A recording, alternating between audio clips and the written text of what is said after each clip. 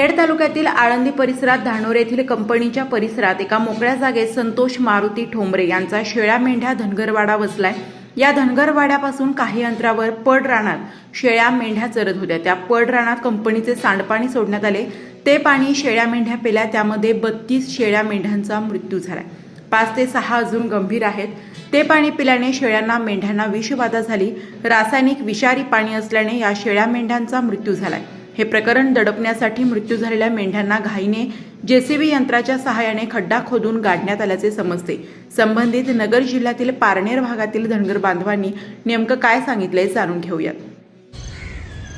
संतोष मारुती ठोंबरे आमच्या मेंढ्या इकडे या मरकळ धानोरे गावामध्ये आल्या आणि काल इथं आम्ही चरायसाठी रस्त्याच्या साईडला वळवल्यानंतर कंपनीचे बुवा काही पाणी होतं हे काही माहीत नव्हतं आम्हाला। आम्ही आपले नवीन आलो इकडं, तर ते पाणी पिऊन मेंढ्या आमच्या बऱ्याचशाच अशा म्हणजे काय झाले त्यांना किंवा तर त्या अशा एक असे जकाडायला लागले, पडायला लागल्यानंतर मग आम्ही आपलं म्हणलं बा काय झालं नेमकं, काय बघितलं तर ते बरेचसे 2-3 तासात झाल्या। मग आम्ही मरकळला गेलो, एक डॉक्टर होता तिकडे गेलो तर ते पण आम्हाला तिथं भेटले नाही। त्यांनी आम्हाला पत्ता सांगितला मेडिकलचा, तिथं गेलो आम्ही मरकळ गावात। तिथून त्या मेडिकलवाल्यांना त्यांच्याकडे पण औषध नव्हतं ते, तर एकच डबा होता तेवढाच आणून त्यांना आम्ही पाजले 5-6 मेंढ्यांना। त्यातल्या 2-3 मेल्या आणि 2-3 राहिल्यात, त्या पण जुळत्यात।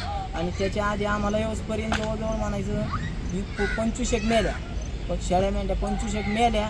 आणि आम्ही आल्यानंतर बी काही मग मेल्या, त्याच्यावर 2-4 वाशा उभ्या राहत होत्या। तर डॉक्टर आल्यानंतर त्यांनी सलन भरल्या, इंजेक्शन मारताच त्या पण मेल्या। म्हणजे अशा जवळजवळ म्हणायचं 30-31 मेंढ्या अशा जागेवर मेल्या आमच्या धानोरे गावामध्ये। तर आमदार साहेबांनी यावं आम्हाला इथं, आम्हाला काहीतरी मदतीचा हे करावं, तेवढेच विनंती आमची, बाकी काही नाही। 32 मेल्या आणि 4-5 अजून जिवंत आहेत, त्यांचा काही भरोसा नाही। कशामुळे मेल्या?